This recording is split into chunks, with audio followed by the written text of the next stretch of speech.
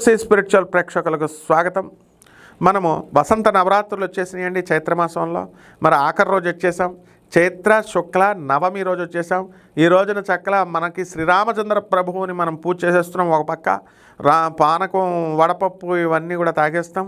మరి అలాగే ఆయన సోదరి అయినటువంటి పార్వతీ అమ్మవారు మరి మహాకాళి, మహాలక్ష్మి, సరస్వతి స్వరూపాల్లో ఉంది.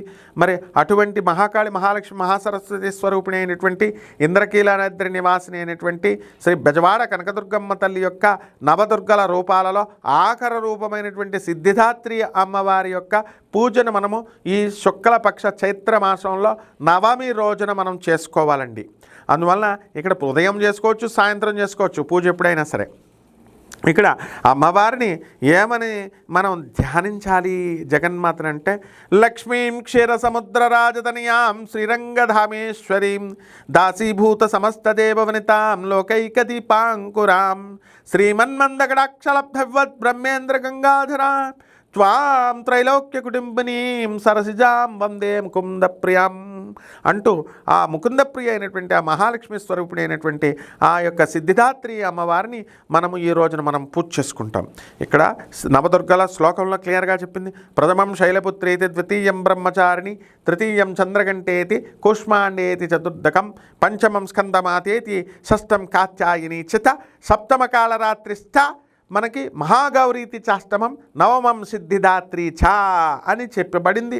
అందువలన 9వ రోజున మనము అమ్మవారి సిద్ధిదాత్రి అంటే మనం చేసినటువంటి 9 రోజుల ఫలితాలన్నీ కూడా మనం పూజా ఫలితాన్ని ఈ సిద్ధిదాత్రి 9వ రోజున మనకి ఫలితాన్ని ఇస్తుంది. కాబట్టి ఆ జగన్మాత అయినటువంటి కలశాన్ని మనం ఆల్రెడీ రెడీ చేసి పెట్టేశాం. కాబట్టి తెల్లవారుజామున స్నానం చేసేసి శుభ్రవస్త్రాలు ధరిస్తాం. కొత్తగా టైం వేస్ట్ చేయకుండా చకచక మనం అమ్మవారి దగ్గరికి వచ్చి అష్టోత్తర శతనామల పూజలతో, షోడశ ఉపచారాలతో, ఆ సీజన్లో దొరికేటటువంటి చామంతి, ఈ యొక్క పూబంతి పుష్పాలన్నీ కూడా నందివర్ధన, నీలస శంగం పూలు ఇవన్నీ కూడా పుష్పాల, గులాబీలన్నీ కూడా పెట్టేసి, కదంబ పుష్పం కనుక దొరికితే పెట్టండి, లేకపోతే లేదు. కలవ పువ్వు దొరికితే పెట్టండి, లేకపోతే లేదు. మరి ఇక ఆహారము మా నైవేద్యం దగ్గరికి వచ్చేసరికి పులిహార నివేదన లేదా పాయసం ఏదో ఒకటి చేసుకుంటే చాలు. 9 రకాల పుష్పాలు, 9 రకాల ఫలాలు, 9 రకాల నైవేద్యాలు, 9 రకాల చీరాలు, ఇలాంటి ఎక్స్ట్రాలు చేసిన వాళ్ళంతా అసలు పూజలు పునస్కారాలు చేసి వాళ్ళు మానిబడేస్తారనమాట. అందరినీ నేను చాలామందిని చూశాను. ఏదో ఒకటే నివేదన చేయండి, మూఢనమ్మకాలు అసలు దగ్గరకు కూడా రానివ్వద్దు ఎవరు కూడా. ఆడవాళ్ళు లలితా సహస్రాలు బ్యాచీలు చేస్తున్నటువంటి వాళ్ళు మాట్లాడకుండా మీరు లలితా సహస్రనామాలు చేసుకొని వెళ్ళిపోవాలి. అసలే మీరు చేసేటట్లో అక్షర దోషాలు అంతే కదా, అంతరార్థాలు అర్థాలు తెలుసుకోకుండా చేస్తున్నారు. మరి ఆ దోషాలతో పాటు అనవసరంగా మీరు మూఢనమ్మకాల్లోకి పోయి మిగతా వాళ్ళని కూడా మూఢనమ్మకాలు అంటించొద్దు. ఇది చేయండి, అది ఉచిత సలహాలు అసలు ఇవ్వద్దు. గురుస్థానం అనేది జగన్మాత అయినటువంటి ఆ పార్వతీదేవి కల్పించాలి. ఆ జగన్మాత ఉపాధ్యాయ వృత్తిలో ఉండాలి. మీరున్నారా ఉపాధ్యాయ వృత్తిలో? నేనున్నాను. గురుతత్వంలో నేను చిన్నప్పటి నుంచి గురువుల కాళ్ళు పిసుకుతూ బెజవాడ కనకదుర్గమ్మ తల్లి యొక్క ఆధర్మణ వేద పండితుల దగ్గర పెరిగినటువంటి అందరు పండితుల దగ్గర పెరిగినటువంటి వాళ్ళని. ఇప్పుడు నా మిత్రులు శంకర సాండిల్య, అక్కడ ఉమాకాంత శర్మ అంతా బెజవాడ గుళ్ళో ఉన్నారు. మీరున్నారా?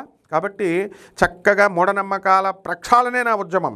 కాబట్టి సింపుల్గా అందరూ పార్వతీదేవికి దగ్గర అవ్వండి. అంతేగాని మూఢనమ్మకాలు పెట్టి క్రిటికల్ చేసి కాంప్లికేట్ చేసి ఆ అక్షర దోషాలు చదవకూడదు, లలితా సహస్రాలు చదవకూడదు, మీ అనుభవాలు చెప్పడాలు, ఇలాంటి నాన్ సెన్స్ అంతా పక్కన పెట్టేసేయండి. గురుదేవులు ఉన్నారు అక్కడ ఆదిశంకరులు చెప్పడానికి.